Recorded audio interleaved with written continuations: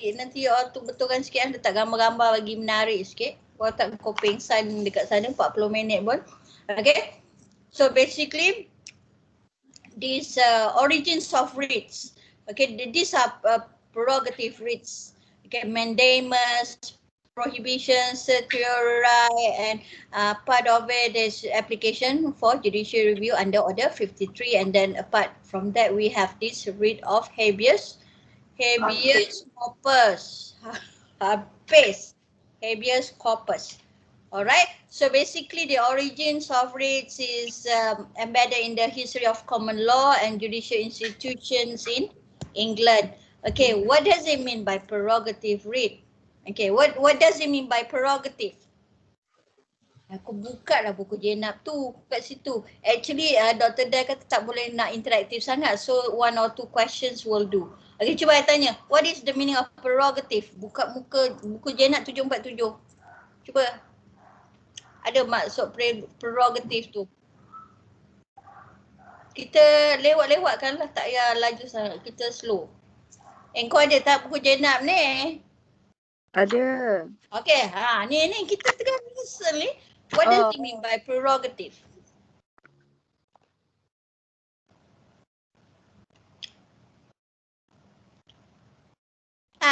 Baca lah kat introduction je.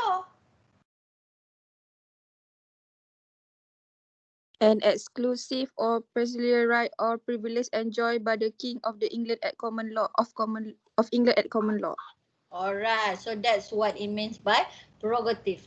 Alright, so Blackstone, I'm going to put that later, defines a writ as a mandatory letter from the King in Parliament, sealed with his Great Seal, directed to the Sheriff of the county wherein the injury is committed, supposed to be requiring him to do as commanded to the wrongdoer or the party accused.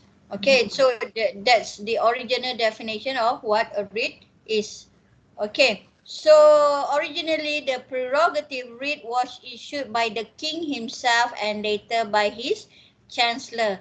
Now prerogative writs are issued by the courts only upon proper cause shown and never as a matter of right. That's why it's called as a prerogative writs. Okay, you need a proper cause in order for you to use this prerogative writs. So generally, prerogative writs is you issued where there is a direct interference by the government with the liberty and property of the subject and issued pursuant to the prerogative powers of the crown. Okay, so that's the historical part of the prerogative writs. While listening to my lecture, you can also observe me and also give comment. Okay? Okay?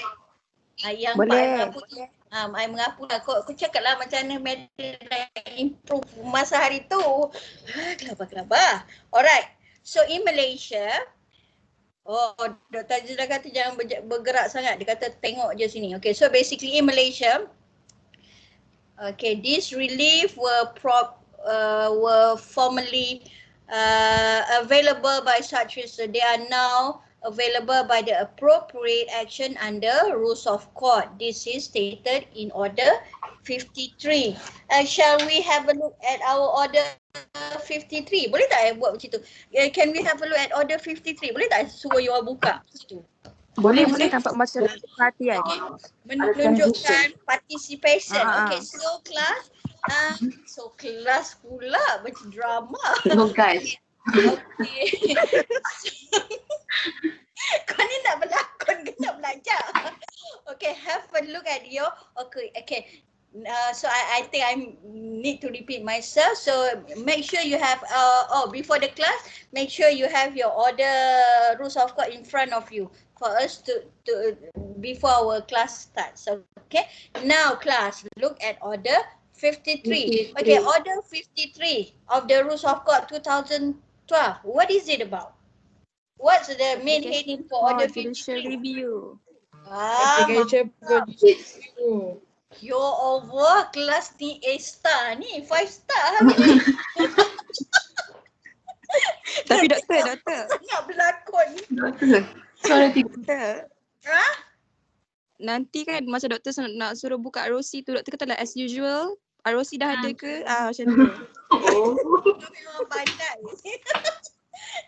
Sekejap, I dah terlupa mana buku surat mana tadi buku 747. Okay, 747. Okay, as usual Ha. Nanti kalau tu as usual, okay, make sure you have your ROC in front of you, right in front of you. Alright, wah, menunjukkan efektif kelas gitu. Okay.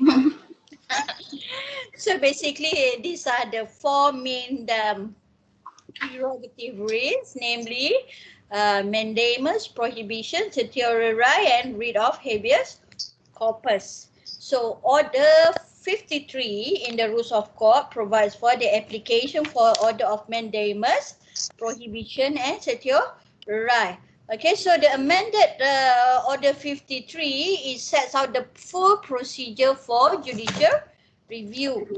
Okay, so it makes major changes to the procedure previously found in order rules of court 1980. Kita nak baca ke apa previous amendment ni? Aduh, panjang lah pula cerita dia. Rasa Recap nak je kot doktor. Recap je kot. Recap, mana recap ni nampak? Dia ada 1, ada 2, rule 2, rule 3, rule 4, 5, 6, 7, 8, 9. Okay, recap Alright. Oh, so kita recap order 53. Okay. Now have a look at your order 53. Okay, so basically this is basically the procedural part of the judicial review that you must know in this week for this topic. So the order is governed by order 53. Okay, and then the applications is stated is in order 53 rule 2. Okay, so basically the application specified is for all those prerogative writs other than application for an order for habeas corpus, it shall be in form 109. Okay, kita kena buka form 109 tak? Ke tak payah? I selalu suruh kita buka kan? Kena tengok tak? Okay, now have a look at order form 109. What page is it? Dah macam sekolah rendah pula aku rasa. 304.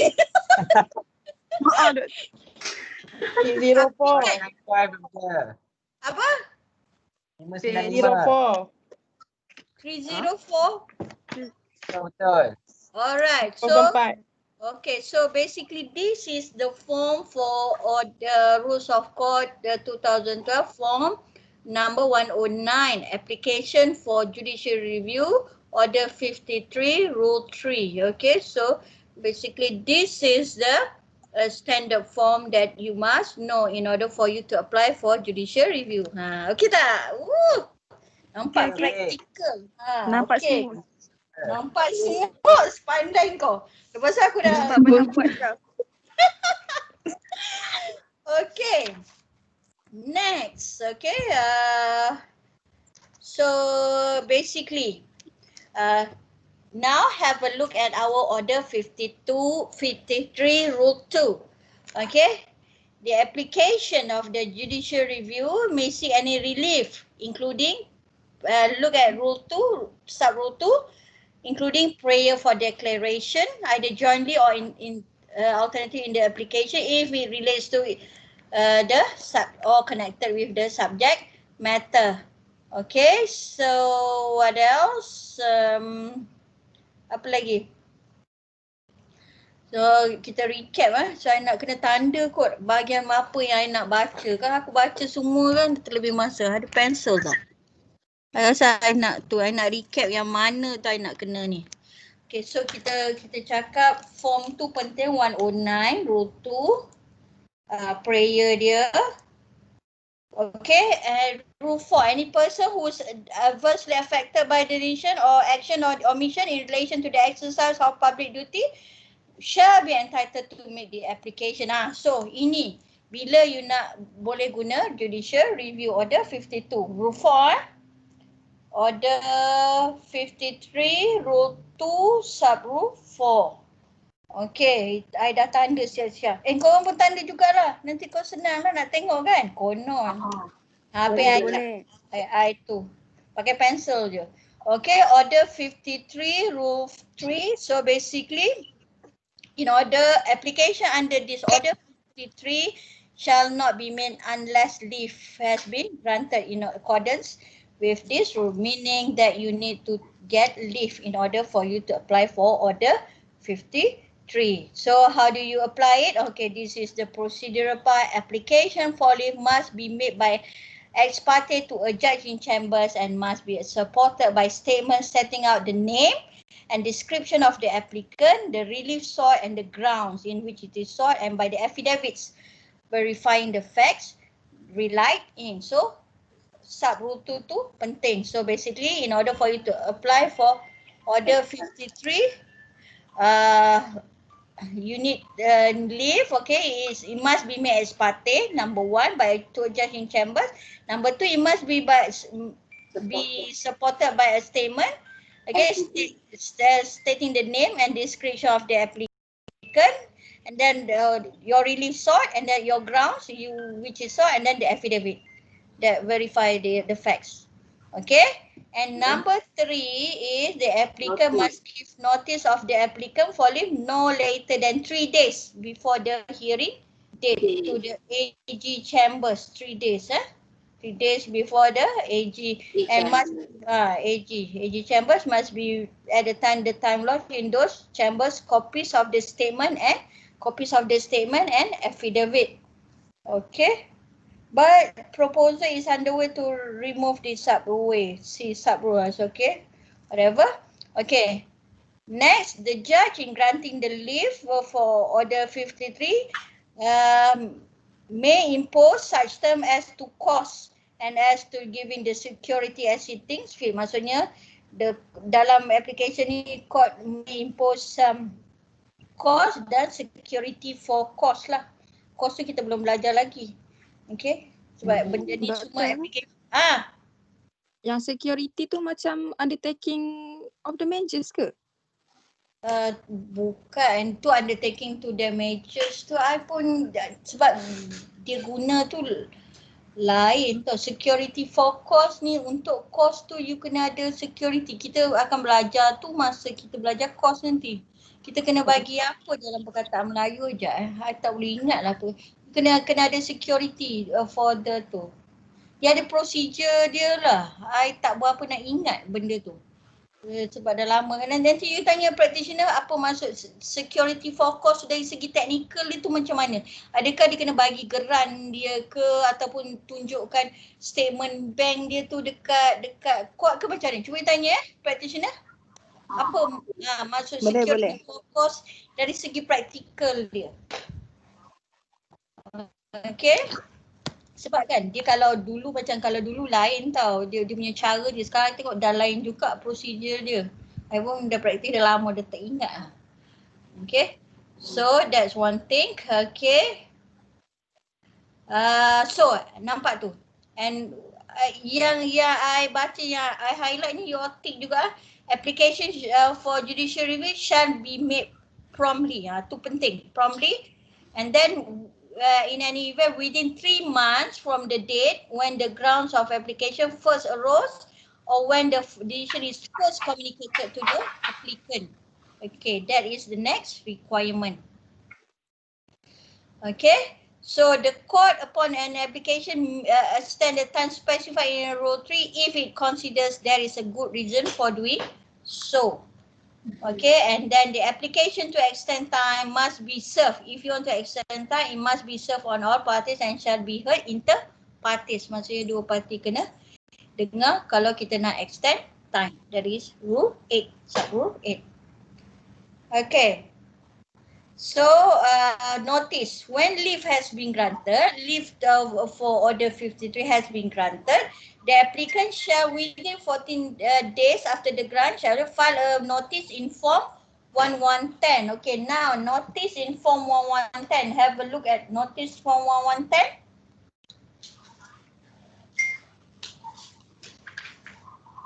Okay, nampak tu notice of hearing for application for judicial review. Nampak tu dia notice dia. Dia notice je lah. Dia tulis dates lah. Alright, so that is the notice for a hearing. And it must be, once the leave has been granted, within 40 days, they file a notice in this form.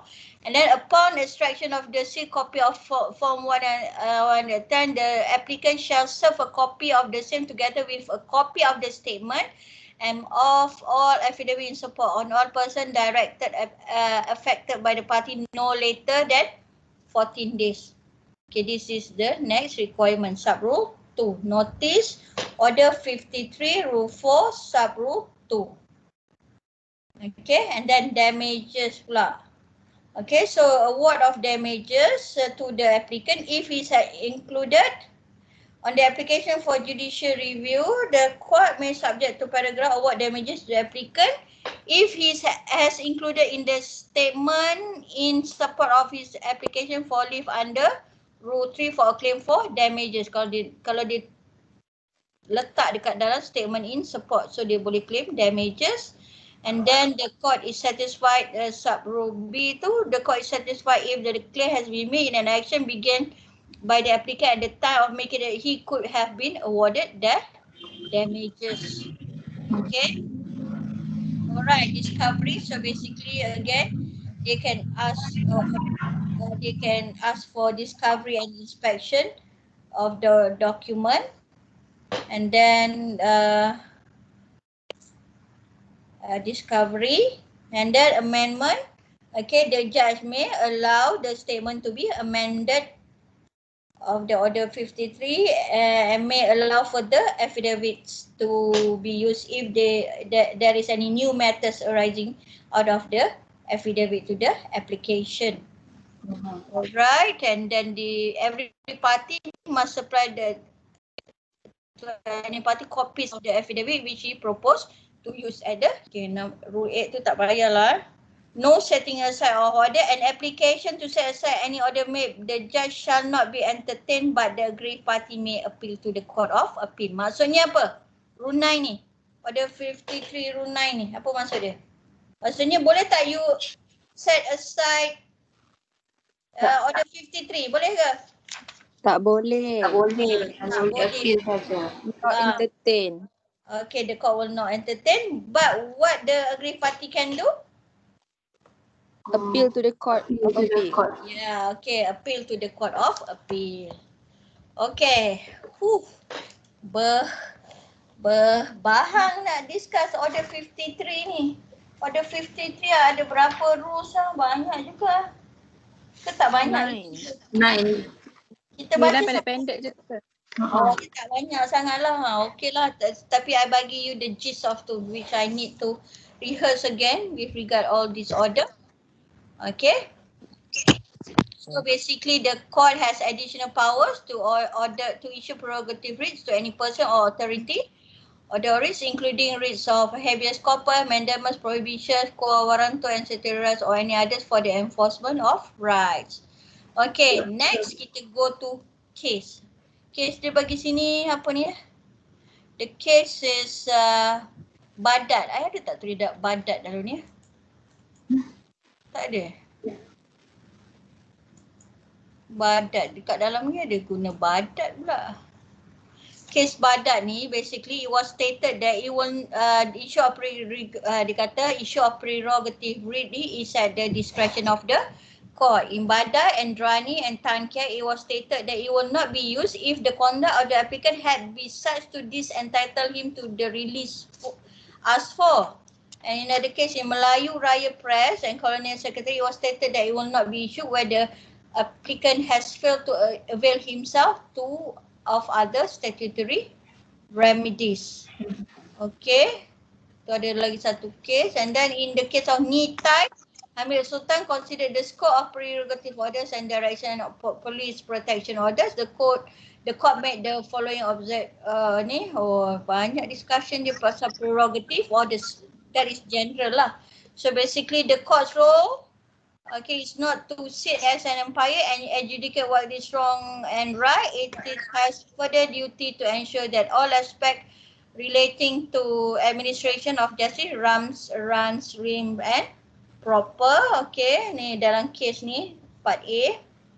Then mana part B dia? Buku Hamid ni mesti tak ada buku part B ke? Dah hilang Saya pun tak ada B. Kan? So Betul mana B sikit. dia? Ke yang the nature?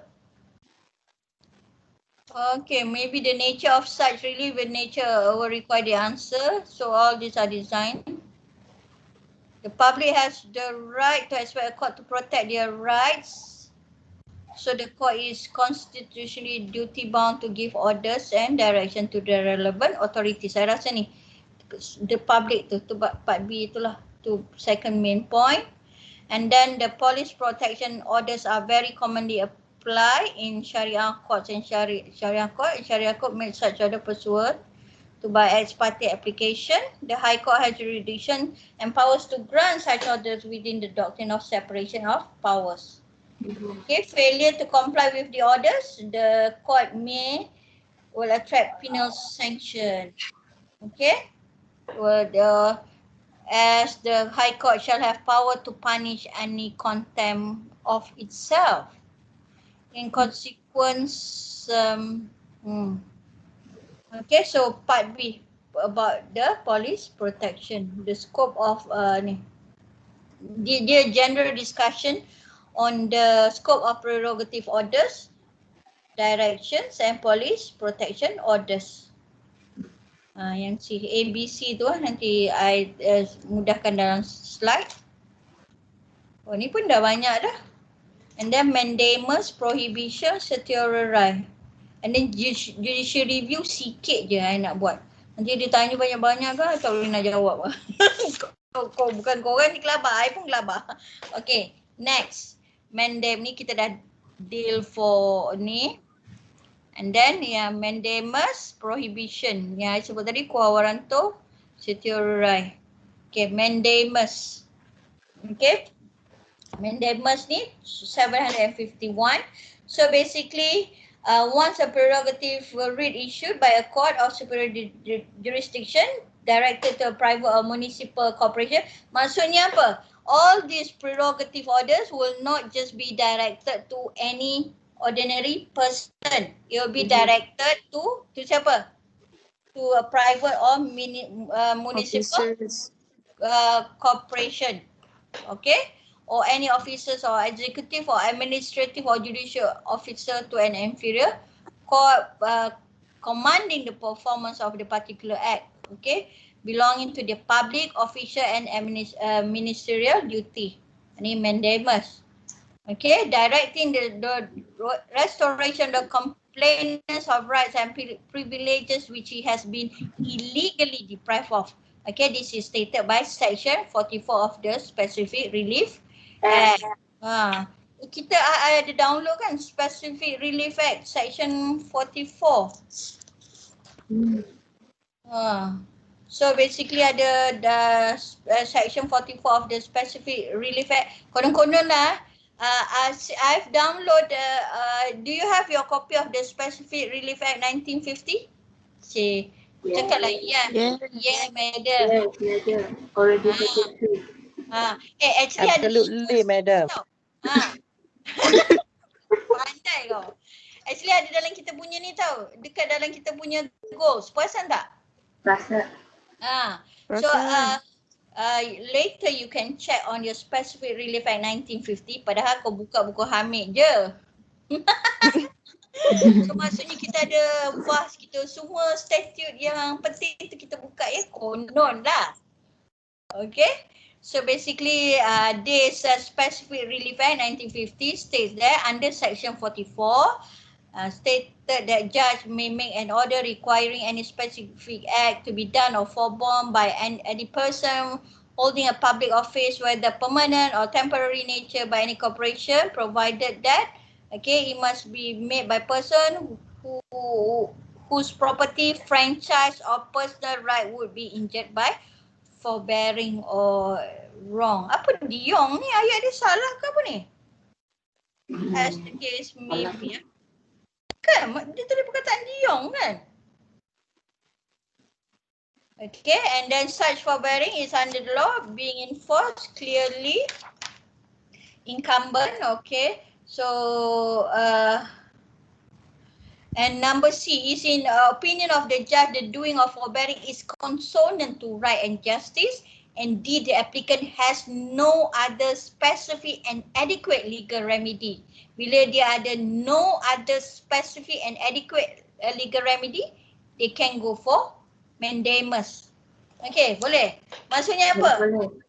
Maksudnya kalau dia ada, they can go to court by contract ke, by other laws, dia tak boleh pakai tau all these prerogative orders. Dia dah exhausted all kind of legal tools, so dia gunalah mandamus. Sebab kita nak saman pun bukan calang-calang kan. It's a private punya corporation or a public corporation. Okay. So, yang tu, mana punya pensel? Tu kena tandakan. Alright. Lagi 6 minit. Wah, banyak masa. Belum habis. Mandamus pun belum habis. Ada lagi beberapa kes lagi mandamus. Sempat Kita ada memang soalan ni. belum tanya soalan lagi? Madam, nanti 40 minit Madam nak sampai habis juga. Sampai judicial review. Ke sampai mandamus hari berkenaan? Pada habis, I rasa tak habis mandamus ni. I memang tak nak judicial review. Kita nak buat tajuk judicial review, panjang kau. Ngaku apa?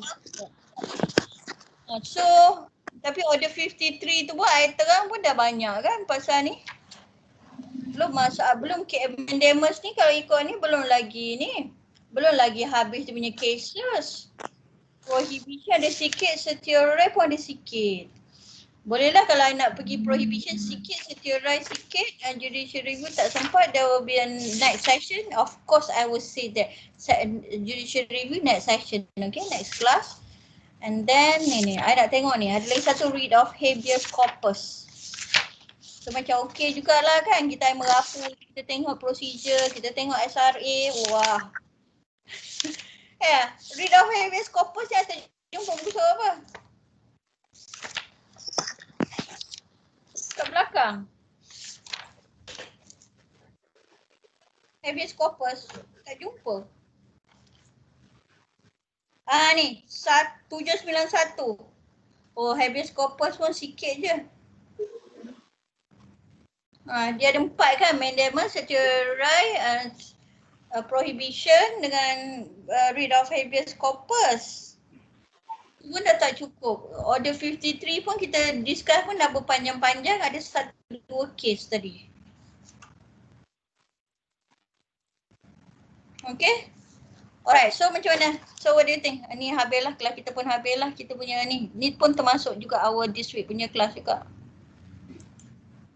Okay, so I nak stop screen masa kita pun dah habis ni. You ada kelas tak lepas ni? Malam ni. Malam ni? Ada. Recording tu stop dah. Dah habis dah I merapu. Belum habis lagi topik.